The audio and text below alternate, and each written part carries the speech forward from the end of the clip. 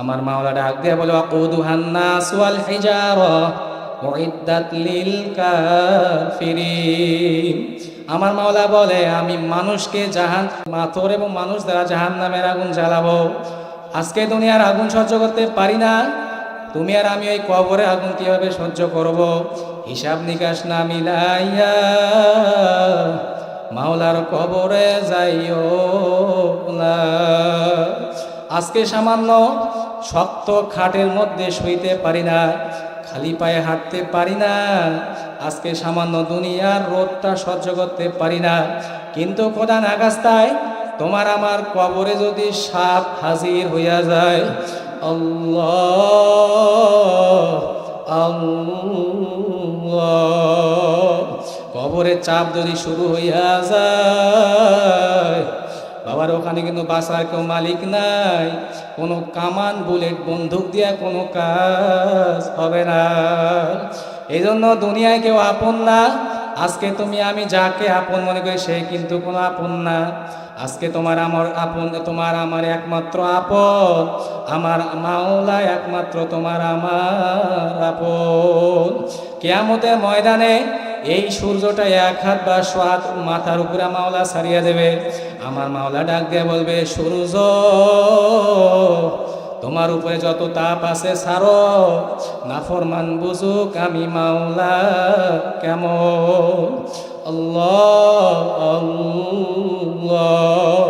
আমার মাওলার হুকুম পাওয়ার পরে এই সূর্যটা এমনভাবে তাপ দেওয়া শুরু করবে, ওই তাপের কারণে ওই মানুষের মাথার তালুটা টাস টাস করে ফেটে যাবে, মাথার মগজটা ভাতের মতো বাইয়া বাইয়া উঠলাইতে থাকবে। আল্লাহ লা ইয়ামুতু ফিহা ওয়ালা ইয়াহইয়া, মানুষ বাঁচবেও না, মানুষ মরবেও না। এই জন্য আমি যুবক ভাইদেরকে বলবো, পর্দায় মা বোনদেরকে বলবো, এখনো সময় আছে। আমার মাওলার পাগল হইয়া কবর যাইতে হবে। আমার মাওলা কিন্তু বড় দয়ার মাওলা, আমার মাওলা কিন্তু বড় মায়ার মাওলা।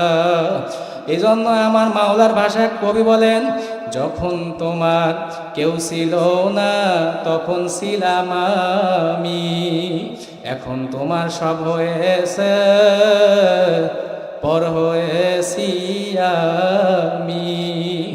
এ বান্দা বান্দি মনে রাখিস, আবার যখন তোমার কেউ রবে না তখন রব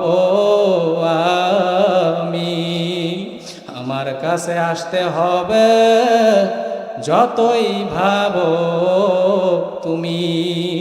এই জন্য আমার মাওলা বলে, তুই যদি ভূত পূজার মতো গুনাহ করিয়া থাকো, তুমি যদি শিরকির মতো গুনাহ করিয়া থাকো, যখনই দুই হাত তুইলা দুই চোখের পানি ছাইরা দিয়ে আমার কাছে যদি চাওয়ার মতো চাইতে পারো, আমি তোকে জাহান্নামেও ফেলবো না, শয়তানের হাতেও সবর্দ করব না। আমি তোর গুনাহগুলো ধুয়াইয়া মুছাইয়া আমার কুদরতি কোলে জায়গা না দিয়া থাকবো না। এই জন্য আমিও আপনাদের জন্য দোয়া করি, আমিও আপনাদের কাছে দোয়া চাই, আল্লাহ রাব্বুল আলামিন যেন আপনাকে আমাকে আল্লাহর খাঁটি বান্দা বানিয়ে পরে যেন কবরে ডাক দেয়। সাল্লাল্লাহু আলাইহি ওয়াসাল্লাম। বাংলাদেশে 92% মুসলমান। এই 92% মুসলমানের প্রত্যেকের জবানে আল্লাহর স্মরণ, আল্লাহর জিকির হওয়া চাই কি চাই না? এদেশে সূর্য ওঠে আল্লাহু আকবারের সুরে, এদেশে সূর্য ওঠে আল্লাহু আকবারের সুরে, এদেশে সূর্য ডুবে আল্লাহু আকবারের সুরে, এদেশের সূর্য ডুবে আল্লাহু আকবারের সুরে। এদেশের মাল্লা মাঝি কিষান মজুর সবার ঠোঁটে, এদেশের মাল্লা মাঝি কিষান মজুর সবার ঠোঁটে, শোনো রে লা ইলাহা ইল্লাল্লাহর জিকির ওঠে, শোনো রে লা ইলাহা ইল্লাল্লাহর জিকির ওঠে। ইমানের দপ্ত আগুন জ্বলছে সবার বুকে বুকে, ইমানের দপ্ত আগুন জ্বলছে সবার বুকে বুকে, সে আগুন দেশ হতে দেশ দেশান্তরে জ্বালতে হবে। কথা ঠিক কিনা? সে আগুন দেশ হতে দেশ দেশান্তরে জ্বালতে হবে। এদেশে আল্লাহু আকবারের সুরে সূর্য ওঠে, এদেশে আল্লাহু আকবারের সুরে সূর্য ডোবে। এদেশে আল্লাহু আকবারের সুরে সূর্য ওঠে, এদেশে আল্লাহু আকবারের সুরে সূর্য ডোবে। লা ইলাহা ইল্লাল্লাহ, লা ইলাহা ইল্লাল্লাহ, মুহাম্মাদুর রাসূলুল্লাহ সাল্লাল্লাহু আলাইহি ওয়াসাল্লাম। আল্লাহ রাব্বুল আলামিন দরবারে লাখো কোটি শুকরিয়া আদায় করি, যেই মহান রব্বুল আলামিন আপনাকে আমাকে সমস্ত দুনিয়াবি কাজ থেকে বিরত রেখে জাকিরিন শাকিরিন বান্দাদের মাজলিসে আসার বসার কিছু কথা শোনা তৌফিক দান করলেন। এজন্য শুকরিয়া দান জোরে সরে বলে আলহামদুলিল্লাহ। আমরা সবাই জান্নাতের বাগানে বসতে পেরে খুশি না বেজার? যদি খুশি হয়ে থাকি সবাই জোরে বলি আল্লাহু আকবার। মাওলানা আব্দুর রাজ্জাক জামিয়া ইসলামিয়া মাদ্রাসা তাফসিরুল কোরআন মাহফিল, আজকে প্রধান অতিথি আল্লামা মুফতি শফিক কাসিম দামাত বরকাতুহুম আলিয়া, দ্বিতীয় বক্তা মুফতি আশরাফুজ্জামান আজাদি, এরপরে আমাদের ওস্তাদ হযরত মাওলানা আব্দুল ওয়াদুদ শাহ প্রধান অতিথি হুজুর আছেন উনি। আপনার এরপরে আরও উলামায়ে কেরামের বক্তব্য শুনবেন। আমি আপনাদের সামনে খুবই সংক্ষিপ্ত কথা বলব। তা আল্লাহ রাব্বুল আলামিনের কাছে দোয়া করি আল্লাহ রাব্বুল আলামিন যেন এই মাহফিলকে কবুল করে নেয়। সবাই বলি আল্লাহুম্মা আমিন। আমি আপনাদেরকে বোঝানোর চেষ্টা করব। আজকে বুঝের কারণে কেউ নাস্তিক, আজকে বুঝের কারণে কেউ আস্তিক, আজকে বুঝের কারণে কেউ মুসলমান, আজকে বুঝের কারণে কেউ হিন্দু, আজকে বুঝের কারণে কেউ শিখ, আজকে বুঝের কারণে কেউ ইহুদি, আজকে বুঝের কারণে কেউ বিএনপি, কেউ জামাত, আজকে বুঝের কারণে কেউ আওয়ামী লীগ, আবার আজকে বুঝের কারণে অনেকে ইসলামের পাগল হয়ে গেছে। কথা ঠিক না বেশি? বুঝ অনেকের আসছে বুঝ যে দুনিয়াটা এমনি এমনি হয়ে গেছে। আল্লাহ রাব্বুল আলামিন এগুলো কিছু তৈরি করেন নাই, মানুষ এমনি এমনি হয়ে গেছে। কোনো শ্রেণীর মানুষের এই বুঝ এসে গেছে যে আল্লাহ বলতে কিছু নাই, দুনিয়া এমনি হয়ে গেছে, মানুষ এমনি হয়ে গেছে। সবাই বলি নাউজুবিল্লাহ। তাদের ধারণা, তারা মনে করে সূর্যের এক খণ্ড থেকে পানির সৃষ্টি, পানির ঢেউ থেকে ফেনার সৃষ্টি, ফেনা থেকে পোকার সৃষ্টি, পোকা থেকে ব্যাঙের সৃষ্টি, ব্যাঙ থেকে বানরের সৃষ্টি, বানর লাফাতে লাফাতে মানুষ হয়ে গেছে। সবাই বলি নাউজুবিল্লাহ। এটা এক মানুষের থিওরি, এটা হলো বিবর্তমানের থিওরি। কিছু মানুষের এটা একটা ধারণা যে আল্লাহ বলতে কেউ নাই, মানুষ এমনি এমনি হয়ে গেছে। আবার অনেকের বুঝ আসছে যে স্রষ্টা বলতে একজন আছে, কিন্তু তার একজন ছেলে আছে উযাইর ইবনুল্লাহ, সে এই বুঝ যার এসে গেছে সে ইহুদি হয়ে গেছে। আবার অনেকের বুঝ আসছে স্রষ্টা বলতে আছে একজন, কিন্তু তার একজন স্ত্রী আছে মারিয়াম আলাইহিস সালাম, এবং তার একজন পুত্র আছে ঈসা আলাইহিস সালাম। তারা মনে করে যে আল্লাহর স্ত্রীও আছে এবং তার পুত্র হচ্ছে ঈসা আলাইহিস সালাম। এই বুঝ যার মধ্যে এসে গেছে সে খ্রিস্টান হয়ে গেছে। কথা ঠিক না বেঠিক? আর যার আবার অনেকের এই বুঝ এসে গেছে যে স্রষ্টা বলতে একজন আছে, কিন্তু তার পাওয়ারগুলো ডিভাইডেড, ভিন্ন ভিন্ন পাওয়ার। মেঘের চন্দ্রের ক্ষমতা ডিভাইডেড, আলাদা আলাদা। তারা মনে করে স্রষ্টা আছে, কিন্তু হচ্ছে আপনার চন্দ্রের ক্ষমতা একজনের কাছে, সূর্যের ক্ষমতা একজনের কাছে, মেঘের ক্ষমতা একজনের কাছে। তারা মনে করে যে ভালো মন্দ তাকদীর, কলেরা, বসন্ত, অনেক রোগ থেকে বাঁচার মালিক তারা মনে করে কালীর কাছে। আবার মনে করে যে স্রষ্টা একজন আছে, কিন্তু পানি থেকে বাঁচার মালিক ক্ষমতা হচ্ছে গঙ্গী দেবীর কাছে। আবার অনেকে মনে করে স্রষ্টা আছে, কিন্তু আগুন থেকে বাঁচার মালিক হলো কি অগ্নিদেবীর কাছে। যার এই বুঝ এসে গেছে সে হিন্দু হয়ে গেছে। আর যার এই বুঝ আসছে কুল হুয়াল্লাহু আহাদ আল্লাহুস সামাদ লাম ইয়ালিদ ওয়া লাম ইউলাদ ওয়া লাম ইয়াকুল লাহু কুফুয়ান আহাদ। আমার মাওলা এক, আমার মাওলা অদ্বিতীয়, তিনি কারো মুখাপেক্ষী নন, সবাই তার মুখাপেক্ষী। ওনাকে কেউ জন্মগ্রহণ করার নাই, তিনিও কাউকে জন্মগ্রহণ করার নাই। এই বুঝার মধ্যে এসে গেছে, সে মুসলমান হয়ে গেছে। সবাই যে বলি সুবহানাল্লাহ। এটা সব বুঝের খেলা। কারো বুঝ আসছে সে আস্তিক হয়ে গেছে, আবার কারো বুঝ আসছে নাস্তিক হয়ে গেছে। কাজেই বুঝের একমাত্র ক্ষমতা দেওয়ার মালিক হলো আল্লাহ। কাজেই তার কাছে ফিরে যেতে হবে, অন্য কোনো তন্ত্রমন্ত্র, অন্য কোনো দলীয় নেতার কাছে যাওয়া যাবে না। একমাত্র বুঝের ক্ষমতা আল্লাহর কাছে, তার কাছেই কাটতে হবে। আল্লাহ আপনি দিনের সহায় বুঝদান করেন। আজকে যদি বুঝের ক্ষমতা মানুষ হতো, আদম আলাইহিস সালাম তার ছেলে কাবিলকে কেন বুঝ দিতে পারেন নাই? আজকে যদি বুঝের ক্ষমতায় মানুষ হতো, কেনান তার ছেলে নূহ আলাইহিস সালাম তার ছেলে কেনানকে কেন বুঝ দিতে পারে নাই? আজকে যদি বুঝের ক্ষমতা মানুষের হাতে থাকতো, লূত আলাইহিস সালাম তার স্ত্রীকে কেন বুঝতে পারেন নাই? আজকে যদি বুঝের ক্ষমতা মানুষের হাতেই থাকতো, আসিয়া আলাইহিস সালাতু ওয়াস সালামের প্রশংসা স্বয়ং আমার আল্লাহ নিজেই করেছেন, কিন্তু তার স্বামীকে ফেরাউনকে বুঝ দিতে পারে নাই। যদি আজকে বুঝের ক্ষমতা মানুষের হাতে থাকতো, ওয়ামা আরসালনাকা ইল্লা রাহমাতাল লিল আলামিন, আল্লাহ রাব্বুল আলামিন তার হাবিবকে রহমত স্বরূপ প্রেরণ করেছেন। কথা ঠিক না ঠিক? তার আপন চাচা আবু জাহেল, তাকেও কিন্তু তিনি বুঝ দিতে পারেন নাই, হেদায়েত দিতে পারেন নাই। কাজে বুঝা গেল হেদায়েত দেওয়ার মালিক একমাত্র হলো আমার আল্লাহ। কাজেই আমার আল্লাহর কাছে ফিরে যেতে হবে। কথা ঠিক না বেশি? একমাত্র বুঝের ক্ষমতা হলো আমার আল্লাহ, তার কাছেই ফিরে যেতে হবে, তার কাছেই চাইতে হবে, কারণ আল্লাহ ছাড়া কেউ বুঝতে পারবে না। আর আমরা তো সবাই কবরে যাত্রী। কথা ঠিক না? আমরা যদি দিনের সহিহ বুঝ আল্লাহর কাছে আমরা যদি না পাই, আল্লাহ যদি আমাদেরকে দিনের সহিহ বুঝ দান না করেন, আমাদের কবরে কি হবে, মিজানে কি হবে, পুলসাতে কি হবে?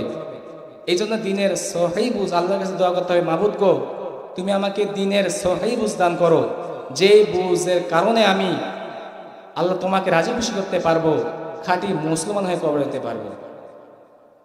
আপনাদের সামনে আমি একটি ছোট সূরা তিলাওয়াত করেছি, ওয়াল আসর ইন্নাল ইনসানা লাফি খুসর ইল্লাল্লাযীনা আমানু ওয়া আমিলুস সলিহাত ওয়া তাওয়াসাউ বিল হাক্কি ওয়া তাওয়াসাউ বিস সবর। আল্লাহ রাব্বুল আলামিন বলেন, হে দুনিয়ার মানুষ, তোমরা এই সময়কে মূল্যায়ন করো। দুনিয়ার মানুষ তোমরা সময়কে মূল্যায়ন করো। আজকে অনেক বাসে লেখা থাকে যে সময়ের জীবনের চাইতে সময়ের থেকে জীবনের মূল্য অনেক বেশি। তখন আমার লিখতে মন চায় যে একটা লোক যদি সময়কে কাজে না লাগিয়ে সে খারাপ কাজ লিপ্ত হয়, আল্লাহর বিরুদ্ধে চলে, নেক কাজ না করে। আবার অনেকে দেখবেন অনেক ইয়াং বয়সের ছেলেরা তারা গাঁজা ফেন্সিডিল খেয়ে অনেক রাস্তায় পড়ে থাকে, এরকম দেখা যায় কি যায় না? আচ্ছা বলেন তো, ওর সময়ের ওর জীবনের কি মূল্য? কারণ সে সময়কে কাজে লাগাতে পারে নাই। সময়কে কাজে লাগাতে না পারার কারণে সে আজকে ধ্বংস হয়ে গেছে। কথা ঠিক না হয়েছে?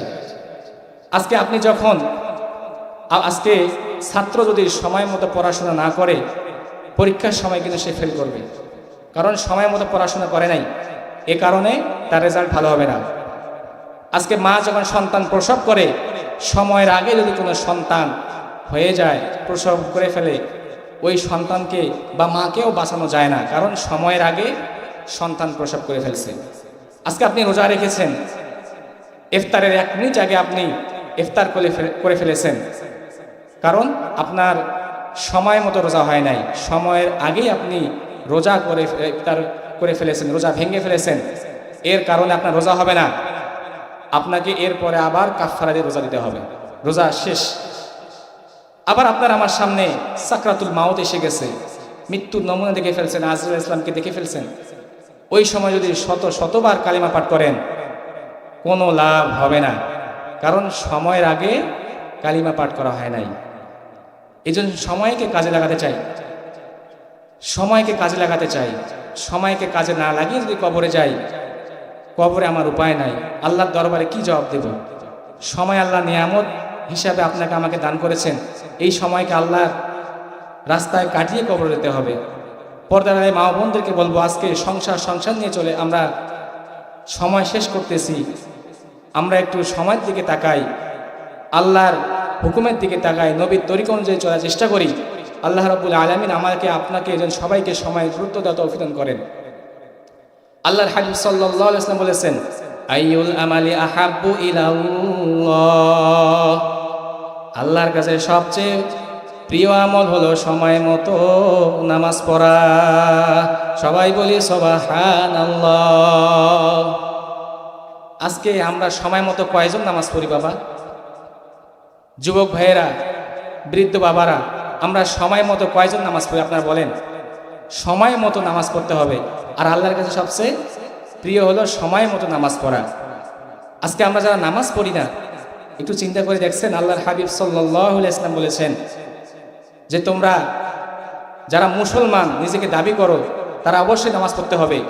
মুসলমান এবং কাফেরের মধ্যে পার্থক্য হলো নামাজ। এজন্য আস-সালাতু মিফতাহুল জান্নাহ, নামাজ বেহেশতের চাবি। আস-সালাতু মি'রাজুল মুমিনিন, নামাজ হলো আল্লাহর সঙ্গে বান্দার দেখা সাক্ষাৎ, কথোপকথন, সম্পর্কের মাধ্যম। এজন্য নামাজ ছাড়া যাবে না। ইন্নাস সালাতা তানহা আনিল ফাহশাই ওয়াল মুনকার, নামাজ আপনাকে আমাকে অশ্লীল কাজ থেকে বিরত রাখবে। সবাই বলে সুবহানাল্লাহ। বান্দা বান্দি যখন বলে আলহামদুলিল্লাহি রাব্বিল আলামিন, আল্লাহ বলেন হামিদানি আবেদি। আবার যখন বান্দা বলেন আর রহমানির রহিম, আল্লাহ রাব্বুল আলামিন বলেন সাদাকানি আবেদি। আজকে আমরা কে কে নিয়াত করতে পারি? আমরা ইনশাআল্লাহ হুশ থাকতে আর নামাজ ছাড়বো না, নিয়াত করে ফেলি মনে মনে। আমরা আল্লাহর কাছে নিয়াত করি, মাবুদ গো, জীবন থাকতে আমি আর নামাজ ছাড়বো না। কি নিয়াত করতে পারি কি পারি না? কারণ কিয়ামতের ময়দানে আল্লাহকে নামাজে হিসাব নেবেন। ইমানের পরে হলো নামাজ। আজকে যদি অনেক সময় আজান দেয়, আমার নিজ চোখে দেখা অনেক যুবক নামাজের সময় হয় কিন্তু তারা নামাজ পড়ে না। আজান দেয়, আজানকে কোনো তোয়াক্কাই করে না, অথচ মুয়াজ্জিন আজান দেয় মসজিদে, আল্লাহ ডাকে, দৈনিক 5 বার ডাকে। আজকে যদি দুনিয়ার কোনো এমপি মিনিস্টার আপনাকে আমাকে শুধু অন্যের মাধ্যমে ডাকে, আমরা 1000 টাকা হলেও, 1000 কষ্ট হলেও তার ডাকে সাড়া দেওয়ার জন্য আমরা পাগল হয়ে যাই। কিন্তু আল্লাহ যখন ডাক দেয়, আসসালাতু খায়রুম মিনান নাওম, ঘুম হতে নামাজ ভালো। সবাই বলি সুবহানাল্লাহ। কি ঘুম হতে নামাজ ভালো?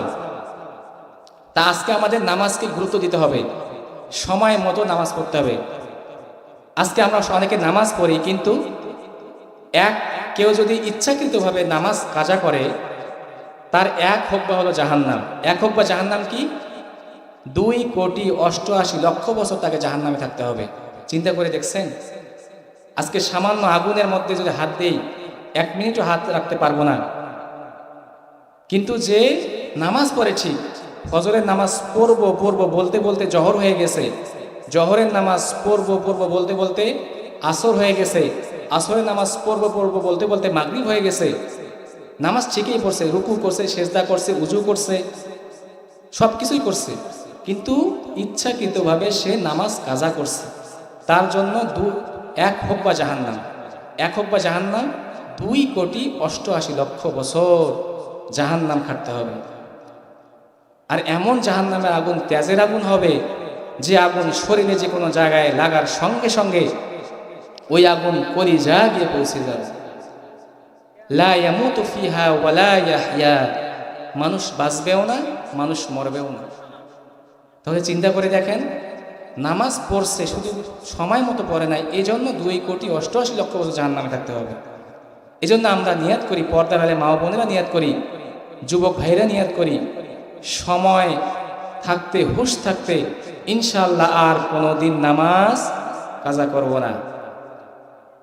আল্লামা রুমি রহমতুল্লাহ আলাইহি এই সময়কে মানিক মুক্ত পাখিরা পর্যন্ত তাকে ঝাঁকে ঝাঁকে ছায়া দেয়।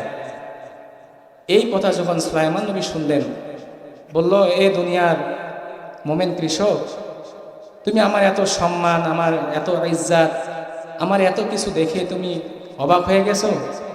এগুলো তো কোনো দাম নাই, শুধু এগুলো আমার সাথে সম্পৃক্ত। যখন আমি দুনিয়া থেকে কবরে চলে যাব, এগুলোর আর কোনো দাম থাকবে না। কেমনে? এটার এই যে এত সম্মান, এত ইজ্জত, এগুলোর মৃত্যু আছে। আমি যতক্ষণ বেঁচে আছি ততক্ষণ এগুলোর দাম, মারা গেলে সব শেষ। কিন্তু যখন তুমি সুবহান আল্লাহ একবার বললা, এটা দেখার পর এই সুবহান আল্লাহর এত দাম, তোমার এই সুবহান আল্লাহ মৌতে কাজে লাগবে, কবরে কাজে লাগবে, মিজানে কাজে লাগবে, পুলসিরাত কিয়ামতের ময়দানে সব জায়গায় কাজে লাগবে। সবাই বলি সুবহানাল্লাহ। তাহলে কি এই সুবহানাল্লাহ একবার বলার কারণে মৌতে কাজে লাগবে, কবরে কাজে লাগবে, মিজানে কাজে লাগবে, পুলসিরাতে কাজে লাগবে, সব জায়গায় কাজে লাগবে। কিন্তু ওনার এত তক্তে সুলাইমানিতে এত ইজ্জত, এগুলো কোনো দাম নাই। তাহলে কি বোঝা গেল যে একবার আমি যদি একবার দুনিয়াতে সুবহানাল্লাহ বলি, একবার আল্লাহকে যদি আল্লাহু আকবার বলি, একবার যদি দুরূদ শরীফ পাঠ করি, তাহলে আল্লাহর কাছে আমরা কত মর্তবা পেয়ে যাব। মুআয ইবনে জাবাল রাদিয়াল্লাহু তাআলা আনহু ফরমান যে যখন মানুষ জান্নাতে যাবে, জান্নাতে গিয়ে তার কোনো আফসোস থাকবে না, শুধু একটাই আফসোস থাকবে যে আল্লাহ, আমি কেন ওই অবসর সময়ে একবার সুবহানাল্লাহ বললাম না, আল্লাহ একবার কেন আলহামদুলিল্লাহ বললাম না, আল্লাহ একবার কেন তোমার তাসবিহ আদায় করলাম না, আল্লাহ আমি যদি আর একবার দুরূদ শরীফ পাঠ করতাম, আজকে এর থেকে হয়তো আমার অনেক উত্তম জায়গায় হয়ে যেত। কেন আল্লাহ আমি আর একবার তোমাকে ডাকলাম না? এই আফসোস থাকবে। অনেকে আফসোস করবে, আল্লাহ আমি কেন দান করলাম না তোমার রাস্তায়।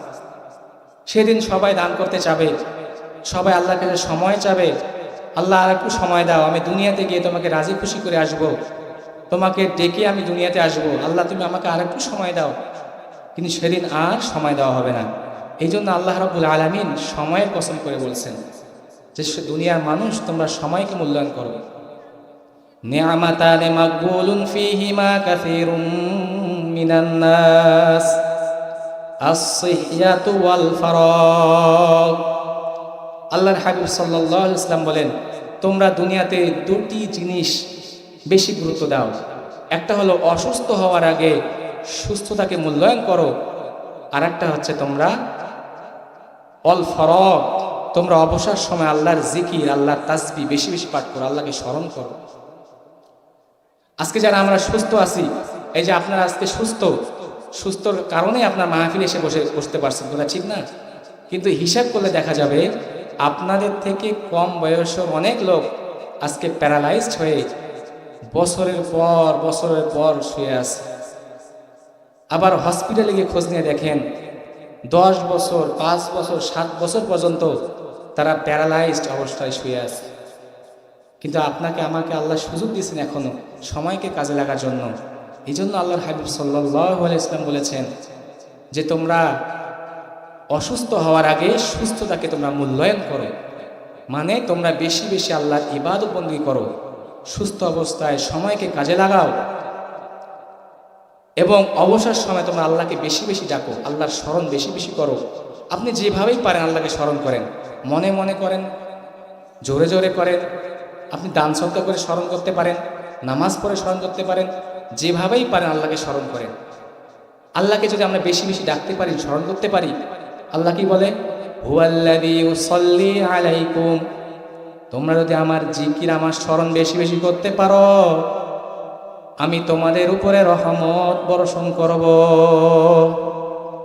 ওয়া মালাইকাতুহু, এবং আমার কোটি কোটি ফেরেশতা তোমাদের জন্য দোয়া করবে। লিউখরিজাকুম মিনায-যুলুমাতি ইলান নূর, এবং আমি তোমাদেরকে অন্ধকার থেকে গুনাহ থেকে ফিরে এনে আলোর পথ দিয়ে দিব। সুবহানাল্লাহ। তাহলে কি বুঝলাম বাবা? আল্লাহর হাবিব সাল্লাল্লাহু আলাইহি ওয়াসাল্লাম যে বলেছেন অল ফরগ, তোমরা অবসর সময় আল্লাহর তাসবিহ, আল্লাহর জিকির করো। আল্লাহ বলে আমি বান্দাবান্দিকে এগুলো কেন দেব?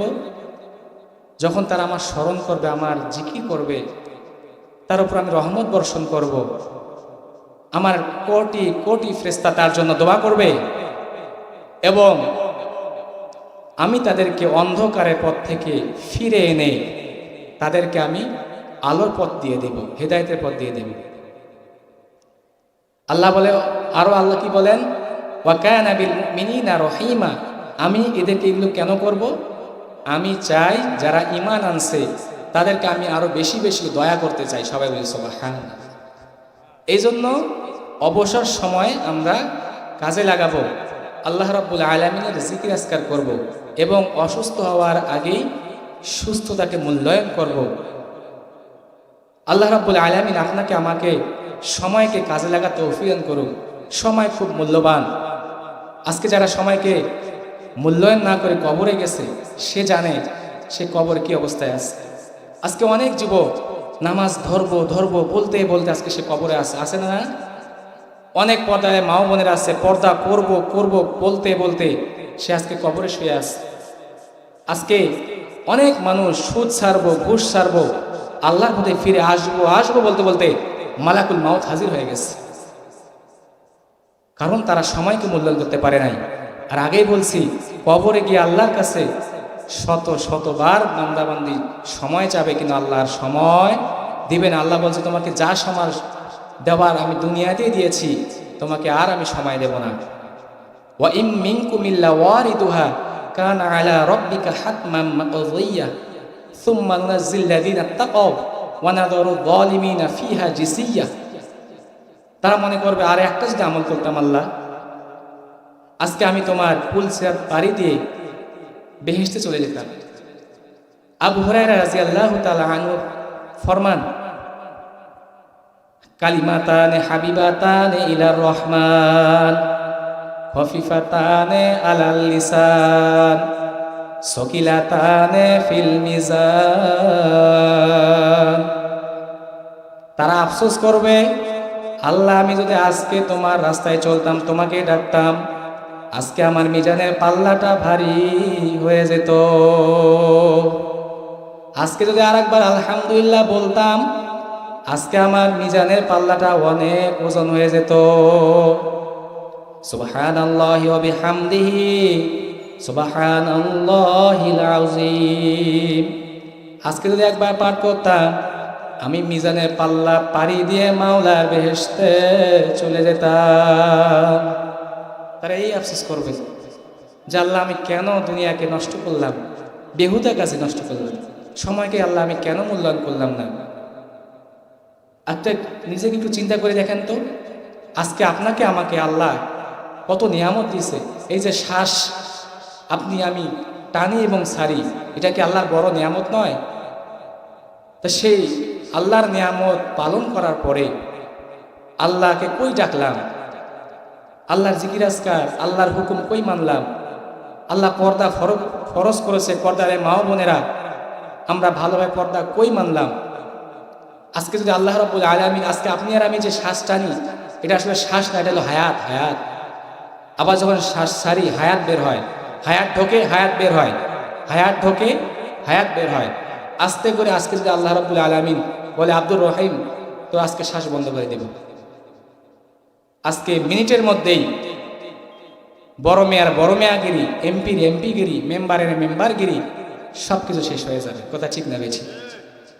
আজকে আল্লাহ রাব্বুল আলামিন এত নিয়ামত দিছে আপনাকে আমাকে, যখন ডাক দেব আল্লাহ, যখন উপরে শ্বাস টানবা তখন খেয়াল করো আমার মাওলাকে ডাকতেছে আল্লাহ। আমার মাওলা এত নিয়ামত দিল, সেই মাওলার জিকির তো একবার না একবার শ্বাসে শ্বাসে হওয়া চাই। আমার মাওলাকে টাকা চাই, আমার মাওলা যদি এখনে শ্বাসটা বন্ধ করে দেয়, দুনিয়ার কারো শক্তি নাই এই শ্বাসটা তোমাকে আমাকে ফেরত দিবে। যেই মাওলা শ্বাস দেয় প্রতি সেকেন্ডে মিনিটে টানি আমরা, সেই মাওলার তো স্মরণ করা চাই, শ্বাসে শ্বাসে একবার হলে তো তাকে স্মরণ করা চাই, কথা ঠিক না? আল্লাহ বলে তুম্মা লাতুসআলুন্না ইয়াওমা ইদিন আনিন নাঈম। আল্লাহ কিন্তু প্রত্যেকটা নিয়ামতের সুখ, আল্লাহ প্রত্যেকটা নিয়ামতের কিন্তু কৈফিয়ত চাবেন, তুমি এই নিয়ামতটা কি কাজে লাগিয়েছ। আজকে যদি আপনাকে কেউ নতুন জীবন দেয়, তাকে আপনি কি দিবেন?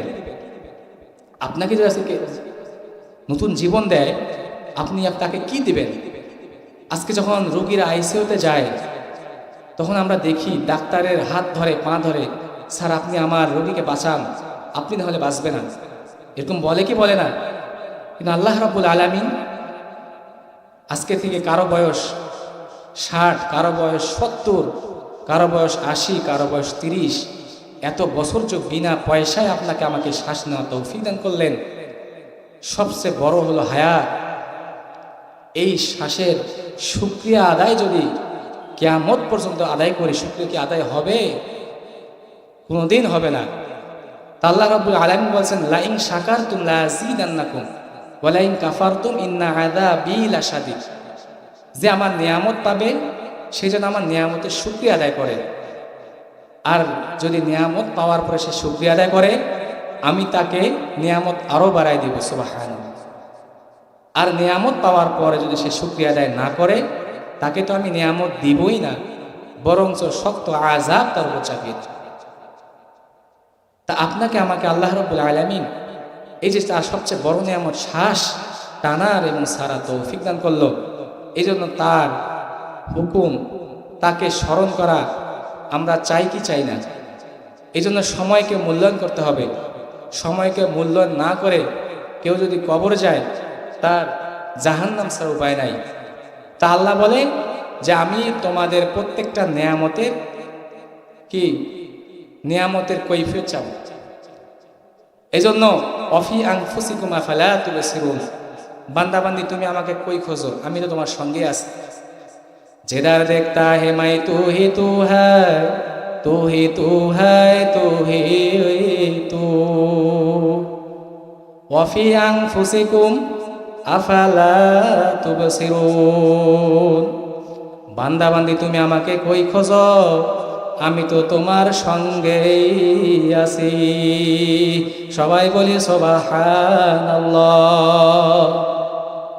বান্দাবান্দিকে আল্লাহ বলে বান্দাবান্দি তুমি আমাকে কই খোঁজো, আমি তো তোমার সঙ্গেই আছি। তা আল্লাহ রাব্বুল আলামিন আপনার আমার সঙ্গেই আছেন। কাজেই আল্লাহর নিয়ামত, আল্লাহর যে নিয়ামতগুলো দিছে, আল্লাহর সময়টাও একটা নিয়ামত, এবং আপনাকে আমাকে যে শ্বাসটানা তৌফিক দান করলেন, এটাও আল্লাহর নিয়ামত। আমরা সময়কে কাজে লাগাই এবং আল্লাহ রাব্বুল আলামিনের আমরা সব সময় শুকরিয়া আদায় করি। ওয়াল আসর ইন্নাল ইনসানা লাফি খুসর ইল্লাল্লাযিনা আমানু ওয়া আমিলুস সলিহাতি ওয়া তাওয়াসাউ বিল হাক্কি ওয়া তাওয়াসাউ বিস সাবর। আল্লাহ বলে সবাই ক্ষতিগ্রস্তের মধ্যে আছেন, শুধু ওই ব্যক্তিটা না যারা ঈমান আনে, নেক কাজ করে, সবরের ওসিয়ত করে, ধৈর্য ধারণের ওসিয়ত করে, এরা ব্যতীত সবাই ক্ষতিগ্রস্ত। ঈমান আনে মানে আমরা তো কালিমা পাঠ করছি, কথা ঠিক না? আমরা তো বলি লা ইলাহা ইল্লাল্লাহ, লা ইলাহা ইল্লাল্লাহ, লা ইলাহা ইল্লাল্লাহ মুহাম্মাদুর রাসূলুল্লাহ। আপনারা বলেন না কেন? আল্লাহর জিকির করতে করেন না কেন? সবাই বলেন লা ইলাহা ইল্লাল্লাহ, লা ইলাহা ইল্লাল্লাহ মুহাম্মাদুর রাসূলুল্লাহ। আমরা কালিমাতুত তাওহীদ পড়েছি, কালিমা স্বীকার করেছি, তা বাস্তবায়ন করেছি। কালিমা মানে যখন আমরা কালিমা পাঠ করেছি, সব কিছুর ইলাহ হলো আল্লাহ, আর কোনো ইলাহ নাই। ঈমান আনছে মানে আমরা কালিমা পাঠ করেছি, কালিমাতুত তাওহীদ পড়েছি, তা বাস্তবায়ন করেছি। আজকে সকালের ইলাহকে আল্লাহ, রাতের ইলাহকে আল্লাহ, সব কিছুর মালিককে আল্লাহ, কিন্তু সব কিছুর মালিক যদি অন্য কাউকে বানাই তাহলে কি আমরা আল্লাহর উপর ঈমান আনতে পারলাম? সুস্থতার মালিক যদি ডাক্তারকে বানাই তাহলে কি আমরা আল্লাহকে ইলাহ মানতে পারলাম? আজকে যদি অন্য কিছুর ইলাহ মানুষকে বানাই বা কোনো দুনিয়ার নেতাকে বানাই তাহলে কি আমরা আল্লাহকে ইলাহ বানাতে পারলাম? পারি নাই। এই জন্য যারা কালিমা পাঠ করছে তারা ঈমান আনছে সকালকে রাত পানার মালিক হলো আল্লাহ, রাতকেও দিন মারার মালিক হলো আল্লাহ। এই জন্য আল্লাহ সব কিছু পারে। আল্লাহ রাব্বুল আলামিন বলে, কুল আরাআইতুম ইন জাআলাল্লাহু আলাইকুমুল লাইলা সারমাদান ইলা ইয়াউমিল কিয়ামাতি মান ইলাহুন গায়রুল্লাহি ইয়াতিকুম বিযিয়া আফালা তাসমাউন। আমি যদি এই রাত্রটাকে কিয়ামত পর্যন্ত যদি আমি দীর্ঘস্থায়ী করি, এমন কোন আল্লাহ আছে, এমন কোন ইলাহ আছে যে তোমাদেরকে দিন এনে দিবে? আবার আল্লাহ বলে, কুল আরাআইতুম ইন জাআলাল্লাহু আলাইকুমুন নাহারা সারমাদান ইলা ইয়াউমিল কিয়ামাতি মান ইলাহুন গায়রুল্লাহি ইয়াতিকুম বিলাইলিন তাসকুনুনা ফি আফালা তুবসিরুন। এ মানুষ, তোমরা বোঝো না কেন? আজকে যদি আমি এই দিনটাকে কিয়ামত পর্যন্ত স্থায়ী করি, এমন কোন আল্লাহ আছে যে তোমাদেরকে রাতের আরামের জন্য রাত্রি এনে দিতে পারবে? তোমরা এরপর কেন বোঝো না? এরপর তোমরা কেন বোঝো না? এরপর তোমরা কেন বোঝো না? তাহলে সব কিছুর ইলাহ হলো আল্লাহ, সব কিছুর হলো মালিক আল্লাহ। এই জন্য আপনাকে আমাকে কবরে যাইতে হবে। কবরে যাওয়া ছাড়া কিন্তু উপায় হবে না। আলহাকুমুত তাকাসুর হাত্তা যুরতুমুল মাকাবির। আল্লাহ রাব্বুল আলামিন বলেন, বান্দা বান্দি বলে আরো বাঁচবো, অমুক করব, তমুক, দিন মালাকুল মাউত হাজির হয়ে যাবে। এই জন্য আমি বাবাদেরকে বলবো তোমার আমার সামনে মালাকুল মাউত কখন হাজির হইয়া যায় তোমারও জানা নাই, আমারও জানা নাই। আমার মাওলা ডাক দিয়ে বলে, ওয়াকুদুহান নাস ওয়াল হিজারা উইদ্দাত লিল কাফিরিন। আমার মাওলা বলে, আমি মানুষকে পাথর এবং মানুষ দ্বারা জাহান্নামের আগুন জ্বালাবো। আজকে দুনিয়ার আগুন সহ্য করতে পারি না, তুমি আর আমি ওই কবরে আগুন কিভাবে সহ্য করব? হিসাব নিকাশ না মিলাইয়া মাওলার কবরে যাইও না। আজকে সামান্য শক্ত খাটের মধ্যে শুইতে পারি না, খালি পায়ে হাঁটতে পারি না, আজকে সামান্য দুনিয়ার রোদটা সহ্য করতে পারি না, কিন্তু খোদা নাগাস্তায় তোমার আমার কবরে যদি সাপ হাজির হইয়া যায়, আল্লাহ আল্লাহ, কবরের চাপ যদি শুরু হইয়া যায়, বাবার ওখানে কিন্তু বাঁচার কেউ মালিক নাই। কোনো কামান বুলেট বন্দুক দিয়া কোনো কাজ হবে না। এই জন্য দুনিয়ায় কেউ আপন না। আজকে তুমি আমি যাকে আপন মনে করি সে কিন্তু কোনো আপন না। আজকে তোমার আমার আপন, তোমার আমার একমাত্র আপন আমার মাওলা, একমাত্র তোমার আমার আপন। কিয়ামতের ময়দানে এই সূর্যটা এক হাত বা হাত মাথার উপরে মাওলা ছাড়িয়া দেবে। আমার মাওলা ডাক দিয়ে বলবে, সূর্য তোমার উপরে যত তাপ আছে ছাড়ো, নাফরমান বুঝুক আমি মাওলা কেমন। আল্লাহ আল্লাহ। আমার মাওলার হুকুম পাওয়ার পরে এই সূর্যটা এমনভাবে তাপ দেওয়া শুরু করবে, ওই তাপের কারণে ওই মানুষের মাথার টালুটা টাস টাস করে ফেটে যাবে, মাথার অবস্থা ভাতের মতো বাইয়া বাইয়া উঠতে থাকবে। আল্লাহ লা ইয়ামুতু ফিহা ওয়ালা ইয়াহইয়া। মানুষ বাঁচবেও না, মানুষ মরবেও না। এজন্য আমি যুবক ভাইদেরকে বলবো, পর্দার মা বোনদেরকে বলবো, এখনো সময় আছে। আমার মাওলার পাগল হইয়া কবর যাইতে হবে। আমার মাওলা কিন্তু বড় দয়ার মাওলা, আমার মাওলা কিন্তু বড় মায়ার মাওলা। এই জন্য আমার মাওলার ভাষায় কবি বলেন, যখন তোমার কেউ ছিল না তখন ছিলাম আমি, এখন তোমার সব হয়েছে পর হয়েছি আমি। এ বান্দা বান্দি মনে রাখিস, আবার যখন তোমার কেউ রবে না তখন রব আমি। আমার কাছে আসতে হবে যতই ভাবো তুমি। এই জন্য আমার মাওলা বলে, তুই যদি ভূত পূজার মতো গুনাহ করিয়া থাকো, তুমি যদি শিরকির মতো গুনাহ করিয়া থাকো, যখনই দুই হাত তুইলা দুই চোখের পানি ছাইরা দিয়ে আমার কাছে যদি চাওয়ার মতো চাইতে পারো, আমি তোকে জাহান্নামেও ফেলবো না, শয়তানের হাতেও সবর্দ করব না। আমি তোর গুনাহগুলো ধুয়াইয়া মুছাইয়া আমার কুদরতি কোলে জায়গা না দিয়া থাকবো না। এই জন্য আমিও আপনাদের জন্য দোয়া করি, আমিও আপনাদের কাছে দোয়া চাই। আল্লাহ রাব্বুল আলামিন যেন আপনাকে আমাকে আল্লাহর খাঁটি বান্দা বানিয়ে পরে যেন কবরে ডাক দেয়।